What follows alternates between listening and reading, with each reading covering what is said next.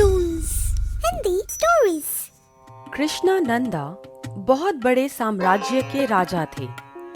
उनके राज्य में काफी गांव आते थे। उनके 2 बेटे थे, हरिराम और सत्यकाम। हरिराम उनका बड़ा बेटा था और सत्यकाम उनका छोटा बेटा था। कृष्णनंदन एक खुशहाल राजा थे, लेकिन हमेशा चिंतित रहते थे कि उनके बाद उनके राज्यों को कौन संभालेगा। उनके दोनों बेटों को उनके साम्राज्य में बिल्कुल रुचि न थी। हरिराम को सिर्फ पुस्तकें पढ़ना पसंद था। वह दुनिया भर का ज्ञान हासिल करना चाहता था। सत्यकाम काफी धनी स्वभाव का था। वह जब भी राज्य में जाता अपने पहने हुए गहने सब दान कर आता।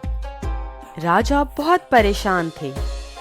वह दोनों राजकुमारों को राज्य संभालते हुए देखना चाहते थे। इसके लिए उन्होंने अपने राज्य के सभी मंत्रियों से सलाह भी करी, लेकिन इस समस्या का किसी के पास कोई हल ना था। एक दिन राजा राज्य में घूमने के लिए निकले। वह अपने दोनों राजकुमारों के लिए सोच रहे थे। चलते चलते वह काफी दूर निकल गए और एक बड़े से पेड़ के नीचे विश्राम करने लगे। थोड़ी देर में उनकी आंख लग गई। तभी उनके सपने में एक परी आई। बहुत परेशान लग रहे हो कृष्णानंदा, क्या बात है, मुझे बताओ। राजा ने परी को सारी बात बताई। बस इतनी सी बात? ठीक है, तो पहला सवाल बड़े बेटे के लिए।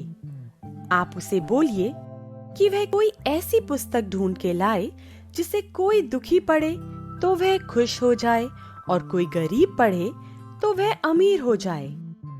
और दूसरा सवाल छोटे लड़के के लिए। आप उसे बोलिए कि कोई ऐसी वस्तु दान में दे जिसको जितना भी इस्तेमाल करें वह कभी खत्म ना हो। इसके बाद राजा अपने महल में पहुंचे और दोनों राजकुमारों को दरबार में बुलाया। क्या बात है पिताजी, आपने हमें इस तरह क्यों बुलाया? मेरे बच्चों, मैं आज से तुम्हें राज्य संभालने के लिए नहीं कहूंगा, लेकिन उससे पहले मेरी तुम दोनों के लिए एक एक शर्त है जो तुम दोनों को पूरी करनी होगी।